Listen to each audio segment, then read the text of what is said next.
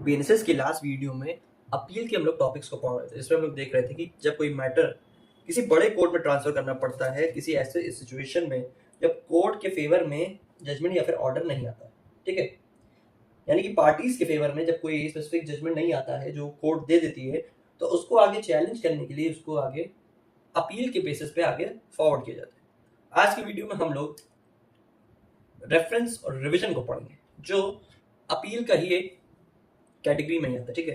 यानी कि जब आप सीबीसी पढ़ेंगे तो वहां पे आपको दिखेगा रेफरेंस, रिव्यू और रिविजन, लेकिन यहाँ पे रिव्यू नहीं होता है, यहाँ पे अपील होता है। क्रिमिनल मैटर में रिव्यू को नहीं इंक्लूड किया है, यहाँ पे अपील है, देन रेफरेंस है और देन रिविजन है, ठीक है। तो आज की वीडियो में हम लोग डिस्कस करेंगे रेफरेंस के टॉपिक को, ठीक है। जो वहां पे आपका वो होता था रिव्यू वाला टॉपिक, ये होता था सीपीसी में, ठीक है। रिव्यू सीपीसी के अंदर होता था, लेकिन बीएनएसएस में आपका रिव्यू नहीं है, ठीक है। यहां पे आपके मैटर को आगे रेफर किया जाता है दूसरी जगह पे, ठीक है। तो रेफरेंस बेसिकली यहाँ पे हायर कोर्ट के बारे में बात कर रहे हैं, ठीक है। जब हम अपने मैटर को आगे के कोर्ट में शिफ्ट करते हैं, यानी जब कुछ इश्यूज ऐसे नजर आते हैं, जब कोई क्वेश्चन ऑफ लॉ पे बात आती है, ठीक है, जो हम लोग अपील पढ़ के आए हैं, वो जब फैक्ट्स के बेसिस में या कुछ ऐसे सिचुएशन क्रिएट हो गई जिसमें कोर्ट ने एप्रोप्रिएट जजमेंट नहीं दिया, जिससे पार्टीज खुश नहीं है, तो ऐसे सिचुएशन में हम लोग अपील का सहारा लेते हैं। लेकिन रेफरेंस का मतलब होता है जब कुछ काम नीचे वाले कोर्ट से नहीं होता है, तब हम आइडिया या फिर एक तरीके का गाइडेंस या सपोर्ट के लिए फिर हम रेफरेंस के टॉपिक को पकड़ते हैं या फिर रेफरेंस की हेल्प लेते हैं, ठीक है। तो आज की वीडियो में हम लोग डिस्कस करेंगे रेफरेंस और रिविजन को, ठीक है। रेफरेंस और रिविजन का टॉपिक दिया है 436 से 445 तक के अंदर, जिसमें पहले हम लोग स्टार्ट करेंगे रेफरेंस को, ताकि उसमें समझेंगे कि कैसे मैटर को आगे हाई कोर्ट में रेफर किया जाता है, ठीक है। तो बेसिकली 436 हमारा बात करता है रेफरेंस टू हाई कोर्ट के बारे में। जो हमारा रेफरेंस टू हाई कोर्ट है, ये बेसिकली कैप्चर कर रहा है क्वेश्चन ऑफ लॉ के कॉन्सेप्ट को, यानी कि जब किसी कानून, किसी रेगुलेशन, किसी एक्ट, किसी ऑर्डिनेंस पे सवाल उठाया जाता है, तब हम अपने मैटर को आगे सुपीरियर कोर्ट को ट्रांसफर करते हैं। क्वेश्चन ऑफ लॉ में आगे आपका एक्ट, कोई रेगुलेशन, ठीक है, जो कैप्चर करता है ऐसी सिचुएशन को जहां पे कुछ इस टाइप के इश्यूज क्रिएट हुए, ठीक है, जहां पे हम हाई कोर्ट की राय या फिर ओपिनियन को लेते हैं। तो इसमें बताया जा रहा है कि अगर कोई केस या कोई लॉ, बेसिकली कोई लॉ जो हाई कोर्ट या सेशन कोर्ट या सुप्रीम कोर्ट द्वारा इनवैलिड नहीं है, तो अगर उसको लोअर कोर्ट इनवैलिड करना चाहे तो नहीं कर सकती, ठीक है। कोई भी कोर्ट उसको डायरेक्टली इनवैलिड नहीं कर सकती, ठीक है। इसमें पता जा रहा है कि where any court is satisfied the case pending before it involves a question as to the validity of any act, ordinance or regulation or any provision contained in an act, ordinance or regulation, the determination of which is necessary for the disposal of the case, and is of the opinion that such act, ordinance, regulation or provision is invalid but has not been the declared by the High Court, so which the practice court is subordinate, or by the Supreme Court, the court shall state a case setting out its opinion and the reason thereof and refer the same for the decision of the High Court। वही बात मैंने आपको समझाई कि कोई court, lower court किसी act या regulation को इनवैलिड करती है, तो ऐसे सिचुएशन में मैटर हाई कोर्ट या फिर सुप्रीम कोर्ट को रेफर किया जाता है, बिकॉज जब हाई कोर्ट और सुप्रीम कोर्ट ने उस लॉ को इनवैलिड नहीं किया है, ठीक है, तो आप लोअर कोर्ट इसमें कैसे किसी एक्ट या किसी लॉ को इनवैलिड कर सकती है। ये बेसिकली प्रोविजन ऑफ लॉ को कैप्चर कर रहा है, ठीक है। जब यहाँ पे क्वेश्चन ऑफ लॉ किसी लीगल सिचुएशन पे या लीगल इश्यूज में कोई पॉइंट क्रिएट किया जाए, वो यहाँ पे इसकी बात कर रहा है, ठीक है। इसी आगे बताया जा रहा है अगर हाई कोर्ट के साथ साथ इसमें कोर्ट ऑफ सेशन भी चाहे तो उस मैटर को रेफर कर सकती है हाई कोर्ट को, ठीक है। यानी कि ट्रायल कोर्ट से जस्ट बड़ी कोर्ट, कोर्ट ऑफ सेशन भी चाहे इस मैटर को आगे फॉरवर्ड यानी कि रेफर कर सकती है।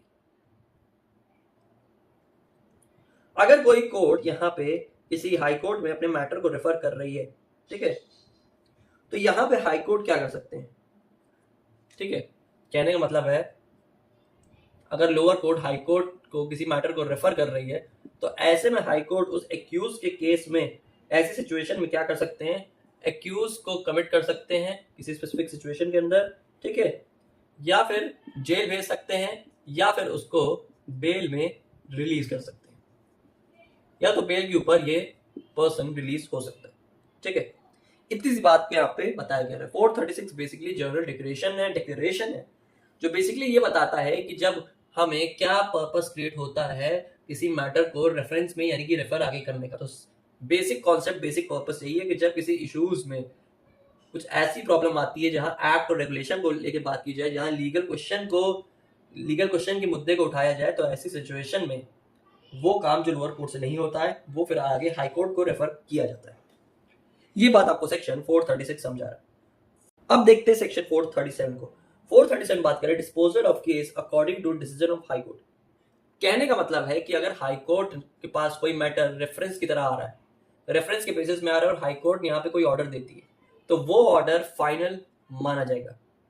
तो यहाँ पे अगर लोअर कोर्ट को कोई केस डिसाइड करना है after reference from the high court, तो लोअर कोर्ट क्या करेगी, वो डिसाइड करेगी हाई कोर्ट के दिए गए ऑर्डर के ऊपर।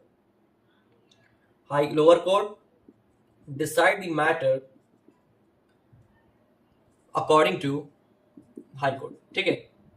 यानी कि वो मैटर हाई कोर्ट के दिए गए रेफरेंस ऑर्डर के अकॉर्डिंग ही लोअर कोर्ट में फिर आगे यूज किया जाएगा। कहने का मतलब है लोअर कोर्ट ने आगे हाई कोर्ट को दिया रेफरेंस मैटर, अब हाई कोर्ट ने जो उसमें ऑर्डर में कहा वही फॉलो करना पड़ेगा लोअर कोर्ट को, क्योंकि हाई कोर्ट का रेफरेंस में ऑर्डर फाइनल माना जाता है। सिर्फ इतनी सी बात यहाँ पे बताई जा रही है। अब यहां तक की बात आपकी रेफरेंस की होगी, क्योंकि रेफरेंस में सिर्फ दो सेक्शंस दिए हैं जो बात करते हैं रेफरेंस टू हाई कोर्ट, और एक है डिस्पोजल ऑफ केस, यानी 436 और 437 आपके रेफरेंस के टॉपिक को कैप्चर करते हैं। अब देखते हैं रिवीजन के टॉपिक को जो इसी के आगे का कंटिन्यूइंग सेक्शन है। तो समझते हैं रिवीजन के कॉन्सेप्ट को। अब चलते हैं रिवीजन के कॉन्सेप्ट के ऊपर जो स्टार्ट होता है 438 से 445 तक के बीच, ठीक है। 438 को पढ़ने से पहले हम ये जान लेते हैं कि क्या होता है रिवीजन। तो रिवीजन का बेसिक से अगर हम मतलब जाने, किसी भी चीज को दोबारा रिपीट करना, कुछ चेक करने के लिए ताकि कोई गलती या कुछ इश्यूज तो नहीं अराइज हुए, कोई चीज को ढूंढने का पर्पस हमारा रिवीजन बताता है, ठीक है। रिवीजन का बेसिक मीनिंग हुई, लिटरल मीनिंग आपको बताता है टू रिपीट समथिंग, ठीक है। किसी चीज को प्रॉपर तरीके से दोबारा करना या फिर दोबारा किसी मैटर को, किसी प्रोसीडिंग को एप्रोप्रिएट मैनर में एग्जामिन करना, ये इसका काम है, किसका, रिवीजन का, ठीक है। तो इसमें हमको यही बताया जा रहा है कि 438 क्या बात कर रहा है। 438 अब हम चलते हैं 438 बात करते हैं calling for records to exercise power of revision. क्या मतलब हुआ इसका, इसको देखते हैं। यहां पे क्या बताया जा रहा है कि यहां हाई कोर्ट या फिर सेशन कोर्ट या फिर हाई कोर्ट किसी भी मैटर को एग्जामिन करने के लिए, ठीक है, यहां पे किसी प्रोसीडिंग के रिकॉर्ड को ट्रायल कोर्ट से मंगवा सकती है। सिंपल सी बात ये समझाई जा रही, ठीक है। अच्छा, अब यहाँ पे एग्जामिन का पर्पस क्या है इसको देखिए। तो इसमें बताया जा रहा है पर्पस इसका क्या है, करेक्टनेस, किसी चीज को सही गलत करना, ठीक है। उस केस की लीगैलिटी को चेक करना कि क्या उसमें सारे रूल्स और सारे जो एक्ट्स हैं वो एप्रोप्रिएट वे में अप्लाई हुए हैं कि नहीं, ठीक है। कुछ फाइंडिंग्स को निकालना, चेक करना कि ये एक तरीके से प्रॉपर रिसर्च वर्क करना, ठीक है। या जो भी प्रोसीडिंग की रेगुलरिटी को चेक करना, यानी कि प्रॉपर रूल्स का इम्प्लीकेशन हुआ है कि नहीं, ये सारी चीजें रिवीजन के अंडर की जाती है, ठीक है। रिवीजन की पावर सिर्फ हाई कोर्ट और सेशन कोर्ट को दी गई है। इसमें और क्या पावर इंक्लूड की है, इसमें साथ ही साथ जो पावर है, power in revision of high court और कोर्ट ऑफ सेशन। तो इसमें एक बताया जा रहा है, पहली है पावर टू सेंटेंस, ठीक है, सेंटेंस भेजने की पावर है। ऑर्डर कर सकती है रिलीज, ठीक है, order to release the accused, ठीक है, एक्यूज को रिलीज कर सकती है जब तक कि पूरी तरीके से रिवीजन केस का नहीं समझ आता, यानी कि पूरा रिवीजन जब तक कंप्लीट नहीं होता तब तक एक्यूज को बेल बॉन्ड के थ्रू रिलीज किया जा सकता है फॉर टेम्पररी पर्पस, ये चेक करने के लिए ताकि प्रॉपर एग्जामिनेशन हो जाए। रिवीजन का बेसिक पर्पस यही है कि सारी चीजों को प्रॉपर तरीके से चेक कर लेना कि कुछ गलती तो नहीं हुई। जैसे हम पूरी चीज किसी भी टॉपिक के बारे में कुछ भी लिखते हैं तो उसको कई बार रिपीट कर करके चेक करते, कहीं ग्रामेटिकल एरर तो नहीं है, कहीं कोई स्पेलिंग मिस्टेक तो नहीं है, ठीक है, कहीं सेंटेंस में कुछ हम लोगों ने कुछ अलग चीजें तो नहीं इन्वॉल्व कर दी, आउट ऑफ टॉपिक तो नहीं चलेगा। तो ये सारी चीजों का काम हम रिवीजन के अंडर करते हैं। आगे क्या बता रहा है 438 हमें, आगे इसका एक्सप्लेनेशन हमें समझाया जा रहा है कि जितने भी मजिस्ट्रेट हैं, ठीक है, आपके सारे मजिस्ट्रेट हो गए, ऑल मजिस्ट्रेट, ठीक है, इसका एक्सप्लेनेशन के अंदर ये बात को समझाई जा रही है कि जितने भी मजिस्ट्रेट हो गए, आपके एग्जीक्यूटिव हो गए, जुडिशियल हो गए, ठीक है, ओरिजिनल हो गए, एपिलेट हो गए, वो सारे सेशन कोर्ट से के नीचे आते हैं, ठीक है, सेशन कोर्ट के ये सारे नीचे आते हैं। तो ये जो एग्जामिन करने वाली बात है ये 438 का क्लॉज 1 बताया, क्लॉज 1 बता रहा है, ठीक है। अब क्लॉज 2 हमें क्या समझा रहा है, ये बता रहा है कि कोई भी रिवीजन इंटरलोकेटरी ऑर्डर्स पे नहीं चलेगा। इंटरलोकेटरी ऑर्डर्स हम लोग सीपीसी में भी पढ़ते हैं, और इसको मैं यहाँ के लिए अभी की समझा दूं कि ये वो ऑर्डर्स होते हैं जो ट्रायल के बिटवीन पास किए जाते हैं, यानी कि ट्रायल जब कंडक्ट किया जा रहा है ट्रायल कोर्ट के अंदर, तो बीच जो टेम्पररी ऑर्डर्स दिए जाते हैं अचानक, ठीक है, कुछ स्पेसिफिक टाइम पीरियड के लिए, कुछ स्पेसिफिक पर्पस के लिए, तो वो हमारे ऑर्डर्स इंटरलोकेटरी ऑर्डर्स कहलाते हैं, ठीक है। तो इसमें ये बताया जा रहा है इसका क्लॉज 2 कि नो रिवीजन फॉर इंटरलोक्यूटरी ऑर्डर्स, ठीक है, यानी कि orders passed in the mid of the trial, ठीक है, जो ट्रायल के बीच में पास किए जाते हैं। तीसरी बताई जा रही है इसमें बात कि अगर कोई रिवीजन एप्लीकेशन कोई हाई कोर्ट या कोर्ट ऑफ सेशन किसी मैटर पे सुन रहा है, तो यहां आपको रिवीजन करवाने का सिर्फ एक चांस मिलता है, जिसमें एक पर्सन ही कर सकता है उसमें रिवीजन, ठीक है। कहने का मतलब किसी एक पर्सन ने, मान लीजिए ए ने रिवीजन एप्लीकेशन फाइल की और उसमें हाई कोर्ट और कोर्ट ऑफ सेशन ने उसके रिवीजन एप्लीकेशन पे अपनी वर्किंग को स्टार्ट कर दिया, लेकिन जब पूरी रिवीजन कंप्लीट होगी तो वही same person second chance revision application में नहीं ले सकता। इतनी बातें आपको क्लॉज 3 बता रहा है। तो ये रहा आपका सेक्शन 438। अब देखते हैं सेक्शन 439 को। 439 क्या बताना चाह रहा है, 439 इंक्वायरी की पावर के बारे में बात करता है रिवीजन मैटर में। मान लीजिए लोअर कोर्ट ने, ठीक है, यहां पे क्या किया था, किसी कंप्लेंट को डिसमिस कर दिया था मान लीजिए, ठीक है, या फिर कह लीजिए किसी एक्यूज पर्सन को उसके ऑफेंस, उसके चार्ज से डिस्चार्ज कर दिया था। तो ऐसे केसेस में हाई कोर्ट या court of session judicial magistrate को या चीफ जुडिशियल मजिस्ट्रेट को डायरेक्ट कर सकती है इसमें इंक्वायरी कंडक्ट करवाने को, इसमें रिवीजन मैटर्स के अंदर।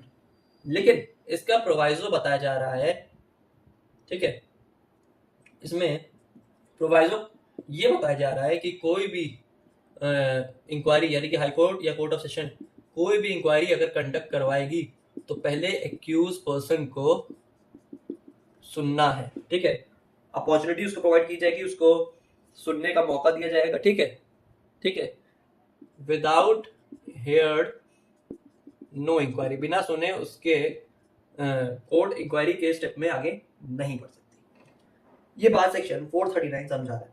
440 क्या बता रहा है इसको देखते हैं। 440 बेसिकली बात कर रहा है सेशन जज के पावर के रिवीजन को लेके, यानी कि ये बताया जा रहा है कि यहाँ पे सेशन जज के पास वही पावर ऑफ रिवीजन है जो कि सिमिलरली हाई कोर्ट के पास रिवीजन करने की पावर रहती है, ठीक है, पहली चीज। दूसरी चीज इसमें ये समझाई जा रही है कि सेशन जज जब भी रिवीजन करेगा, ठीक है, वो अंडर सेक्शन 442 के क्लॉज 2 से 5 तक को देखते हुए करेगा, ठीक है, उसी के अकॉर्डिंग अपनी सारी पावर को एक्सरसाइज करेगा, ठीक है। 442 के अंदर ये सब क्या बातें हैं इसको भी हम लोग आगे देखने वाले। तीसरी बात इसमें समझाई जा रही है कि सेशन जज का जो डिसीजन होगा रिवीजन मैटर में, ठीक है, वो फाइनल होगा जब तक कि हाई कोर्ट उसमें कुछ उसमें एंटरटेन ना करे, ठीक है। टिल देन दैट आपका सेशन जज का डिसीजन फाइनल होगा। ठीक है, अब देखते हैं 441 क्या बता रहा है। 441 बहुत छोटा सेक्शन है। क्या बता रहा है? पावर ऑफ एडिशनल सेशन जज के बारे में। तो इसमें एडिशनल सेशन जज की जो पावर है वो इक्वल टू सिमिलर रहेगी जैसे सेशन जज की रहती है। वो सारी पावर जो सेशन जज कोर्ट ऑफ सेशन के अंडर अपने सेशन ट्रायल के अंदर, ठीक है, एक्सरसाइज करते सभी पावर्स को रिवीजन मैटर्स में, वैसे ही एडिशनल सेशन जज भी काम करेगा। ठीक है, एडिशनल सेशन जज का बेसिकली मतलब वो हुआ कि जहां पे अदर मैटर्स में कोई स्पेसिफिक स्पेशल केसेस के अंदर अलग से एडिशनल पर्सन अपॉइंट किया जा रहा है, तो वहां पे वो सारी पावर को एक्सरसाइज करेगा जैसे ही सेशन जज अपने एप्रोप्रिएट तरीके से करते हैं अपनी पावर को एक्सरसाइज। ठीक है, देखते हैं सेक्शन 442 कोड। 442 बात कर रहा है high court powers of revision की। ठीक है, बहुत ही इंपॉर्टेंट सेक्शन है, कई बार एग्जाम पॉइंट ऑफ व्यू से पूछा गया। ठीक है, इसमें क्लॉज 1 में हाई कोर्ट की पावर बताई गई। क्या क्या पावर है? पहली पावर दिया है उसको 427 के अंदर, जिसमें बताया जा रहा है पावर ऑफ अपीलेट कोर्ट। ठीक है, जैसे अपीलेट कोर्ट की पावर रहती है वो पावर हाई कोर्ट को दी गई। 430 बता रहा है सस्पेंशन ऑफ सेंटेंस, किसी सेंटेंस को सस्पेंड करने की पावर दी है। 431 क्या बता रहा है? Arrest of accused. ठीक है, एक्यूज को अरेस्ट करने की पावर दी गई, और साथ ही पावर दी गई है सेक्शन 432 के अंदर भी, जो बताता है टेक फर्दर एविडेंस। ठीक है, फर्दर एविडेंस को लेने की पावर भी हमें क्लॉज 1 में समझाएगी। यानी कि 427 से 432 तक में जो मेन सेक्शन है, यहाँ पे हाई कोर्ट अपनी रिवीजन की पावर को एक्सरसाइज कर सकते हैं और ये चीजों को वो परफॉर्म कर सकते हैं। ठीक है, कोई भी कोर्ट का ऑर्डर होगा या कोई भी ऑर्डर या फिर कोई भी डायरेक्शन कोर्ट देगी, तो यहाँ पे एक्यूज को सुनना मैंडेटरी। पहले एक्यूज पर्सन को अपॉर्चुनिटी दी जाएगी, चाहे वो पर्सनली सुने चाहे वो अपने एडवोकेट के थ्रू सुने, तो यहाँ पे उसको भी अपनी बात रखने का मौका दिया जाएगा। तीसरी बात इसमें क्या समझाई जा रही? तीसरी बात बताई जा रही कि रिवीजन मैटर में, ठीक है, ये खास रिवीजन मैटर के लिए, कि यहाँ पे हाई कोर्ट किसी भी पर्सन के एक्विटल को कन्विक्शन में नहीं कर सकती। High court can not convert acquittal into conviction. बात का कहने का मतलब ये है कि किसी पर्सन का एक्विटल हो गया, सारे चार्जेस हट चुके, तो उसका रिवीजन मैटर में, रिवीजन केसेस में दोबारा फिर से कन्विक्शन नहीं किया जाएगा। बहुत ही इंपॉर्टेंट बात है। चौथी बात क्या बताई जा रही है? चौथी बात बताई है अपील के बारे में। यानी कि उस पर्सन के पास, एक्यूज पर्सन के पास अपील का राइट था और वो यहाँ पे अपील को फाइल भी कर सकता था, लेकिन मान लीजिए उसने अपील को नहीं फाइल किया तो उसका रिवीजन मैटर भी नहीं टेकअप होगा। ठीक है, कहने का मतलब है कि रिवीजन मैटर की हियरिंग को कोर्ट नहीं चलेगी, आपकी रिवीजन की प्रोसीडिंग जो है वो नहीं चलेगी, क्योंकि अपील का आपके पास राइट था, अपील आपको इस केस में फाइल करना था, तो आपने यहाँ पे रिवीजन के केस को चला दिया, तो अपील के मैटर्स में अपील ही फाइल होगी, रिवीजन नहीं होगा। पांचवी बात, रिवीजन को गलती से फाइल करने की बात कर रहा है। ठीक है, यानी कि मान लीजिए आपने रिवीजन को बाय मिस्टेक हाई कोर्ट में फाइल किया। ठीक है, तो ऐसे सिचुएशन में हाई कोर्ट जस्टिस को देखते हुए और टाइम की लीनियंसी को समझते हुए हाई कोर्ट क्या करेगी, वो यहाँ पे आपके रिवीजन के मैटर को ट्रीट कर लेगी अपील की तरीके से। वो ये मान लेंगे कि यहाँ पे वो जो मैटर है अगर बाय मिस्टेक हो गया है तो चलिए यहाँ पे उसको हम लोग इस मैटर को ले लेंगे अपील की तरीके से, वही रिवीजन केस को। ये बात आपको 442 में बताई गई। 442 बहुत ही इंपॉर्टेंट सेक्शन है, इसमें पावर्स को डिफाइन की है और काफी चीजें इसमें और भी दी गई। अब देखते हैं 443 क्या बता रहा है। 443 यहाँ पे हाईकोर्ट को पावर दे रहा है किसी केस को विड्रॉ, रोकने की, खत्म करने की, या फिर उस मैटर को आगे किसी दूसरे अपने इंफीरियर कोर्ट को ट्रांसफर करने की। ठीक है, इसमें क्या बात बताई जा रही है कि कोर्ट यहाँ पे डिसाइड करेगी कि उस मैटर का क्या करना है। पहले क्लॉज में बताया जा रहा है कि हाई कोर्ट ये चेक करेगी पार्टीज को देखते हुए कि अगर केस में कोई दम नहीं है, ठीक है, कोई सफिशिएंट ग्राउंड नहीं, तो उस केस को डिस्पोज कर सकती है या फिर उस केस को ट्रांसफर कर सकती है अदर कोर्ट के अंदर। ठीक है, पहली चीज इतनी बताई गई। दूसरी बात इसमें क्या समझाई जा रही है? दूसरी बात इसमें यह समझाई जा रही है कि अगर कोई मैटर यानी कि रिवीजन एप्लीकेशन जो है वो हाई कोर्ट में ट्रांसफर हुई है, ठीक है, तो हाई कोर्ट में अगर कोई रिवीजन एप्लीकेशन ट्रांसफर हुई है तो उसको ऐसे ही ट्रीट किया जाएगा जैसे वो कोर्ट में पहली बार फ्रेश एप्लीकेशन की तरीके से आई थी। ठीक है, यही सेम बात तीसरे में बताई जा रही है कि अगर कोई एप्लीकेशन सेशन जज कोर्ट में आई है, ठीक है, सेशन जज के कोर्ट में आई है, तो उसको भी ऐसे ही देखा जाएगा जैसे वो फ्रेश एप्लीकेशन की तरह ही देखी जाती है, ट्रीट किया जाएगा उसी फॉर्म में। चौथी बात इसमें क्या समझाई जा रही है, ठीक है, कि अगर मान लीजिए रिवीजन एप्लीकेशन के बेसिस में, रिवीजन मैटर में अगर सेशन जज ने कोई ऑर्डर दिया है तो वो ऑर्डर फाइनल रहेगा प्रॉपर वे में, और ऐसे सिचुएशन में उस सिचुएशन में हाई कोर्ट भी कुछ नहीं कर सकती।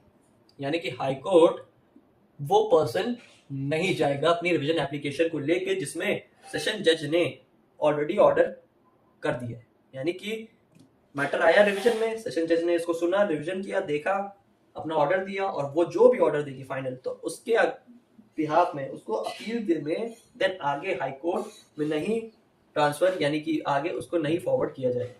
ठीक है, ये बात को 443 समझा रहा है।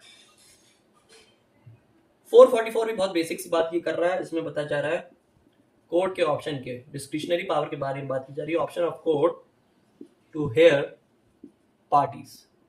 बहुत सिंपल सी बात बताई जा रही है कि यहाँ पे अगर किसी सिचुएशन में कोर्ट को ऐसा लगता है कि सुनना जरूरी नहीं है तो यहाँ पे वो नहीं सुनेंगी। ठीक है, वो अपने अकॉर्डिंग यहाँ पे पार्टीज जो कोर्ट है वो एक्सरसाइज करेगी। चाहे तो पार्टीज को पर्सनली सुन लिया जाए, चाहे वो एडवोकेट के सामने सुने, चाहे वो नो हेयरिंग। ठीक है, वो ऑप्शन ऑफ द कोर्ट है। ठीक है, डिस्क्रिशन है कोर्ट का, आप कुछ नहीं कर सकते, ये उनके ऊपर बताया गया चीजें। देखते हैं इस टॉपिक का लास्ट सेक्शन, सेक्शन 445 क्या समझाना चाह रहा है। 445 बेसिकली बता रहा है कि कोई भी हाई कोर्ट का ऑर्डर आएगा उसको लोअर कोर्ट प्रॉपर वे में सर्टिफाई करके आगे भेजेगी। कहने का मतलब है कोई भी केस मान लीजिए रिवाइज होके आया हाई कोर्ट से या कोर्ट ऑफ सेशन से, ठीक है, तो वो जो एप्रोप्रिएट ऑर्डर आया है रिवीजन मैटर में, तो उसमें सिंपल कॉन्सेप्ट ये बताया जा रहा है कि कोई भी रिवाइज्ड एप्लीकेशन के थ्रू हाई कोर्ट या कोर्ट ऑफ सेशन किसी केस को रिवीजन मैटर के थ्रू यहाँ पे ला रहा है, तो जब वो हाई कोर्ट को वापस भेजेगा तो हाई कोर्ट को यहाँ पे सर्टिफाई करना पड़ेगा एंड देन उसी के अकॉर्डिंग लोअर कोर्ट को सेंटेंस सुनाना पड़ेगा उस पर्सन को। यानी कि जो हायर कोर्ट ने ऑर्डर दिया है, ठीक है, जिसमें सर्टिफाइड किया लोअर कोर्ट ने, तो सर्टिफाइड के बेसिस पे लोअर कोर्ट को वो सेंटेंस सुनाना पड़ेगा जो हाई कोर्ट या कोर्ट ऑफ सेशन द्वारा आया गया। ठीक है, जो गाइडलाइंस है उसको आगे फॉलो करनी पड़ेगी। दूसरी बात वही सिंपल बताई जा रही है कि लोअर कोर्ट को फॉलो करना पड़ेगा हाई कोर्ट या कोर्ट ऑफ सेशन का फाइनल डिसीजन, जो कि फाइनल होगा, और इसी के अकॉर्डिंग वो फ्रेश ऑर्डर इशू कर देगी। कहने का मतलब है पहले लोअर कोर्ट से मैटर गया हायर कोर्ट, कौन लेके एक्यूज ने जो हाई कोर्ट ने ऑर्डर दिया सेंटेंस का, और फिर वो सर्टिफाई होके फिर गया लोअर कोर्ट के पास, तो ये अब लोअर कोर्ट का जो यहाँ वाला ऑर्डर था ऑर्डर 1, अब ये ऑर्डर 2 से हो गया फ्रेश, चेंज हो गया ना। यहाँ कुछ और था, पहले कुछ और दिया, तभी कुछ और दिया है, ये रिवीजन मैटर की बात की गई है, तो यहाँ पे फ्रेश ऑर्डर को इशू करना पड़ेगा। और आखिरी बात समझाई जा रही है अपने सारे रिकॉर्ड्स को अमेंड करना पड़ेगा। जो केस की सारी प्रोसीडिंग थी देन अब अमेंड होके नए तरीके से न्यूली फॉर्म में सर्टिफाइड तरीके से यूज हो जाएगी। ठीक है, वो चेंज हो जाएंगी। ये बात बस आपको 445 समझा रहा है। तो ये था पूरा कॉन्सेप्ट रेफरेंस और रिवीजन का, जिसमें हम लोग ने देखा कि रिवीजन के केस में क्या होगा और रेफरेंस के केस में क्या होगा। आई होप आपको आज के टॉपिक का कॉन्सेप्ट अच्छे से समझ आया हो, सारी चीज़ें अच्छे से क्लियर हुई हो। इसी के साथ आपका जितना भी बीएनएसएस का इम्पोर्टेंट टॉपिक था वो कंप्लीट हो चुका है, सारी चीज़ें कवर हो चुकी हैं जो एग्जाम पॉइंट ऑफ व्यू से थी। ठीक है, अब जो भी मेजर अपडेट्स हो गए आगे आने वाले वीडियोस में आपको पता चल जाएगा। तो मिलते हैं जल्दी फिर अपने नेक्स्ट वीडियो में।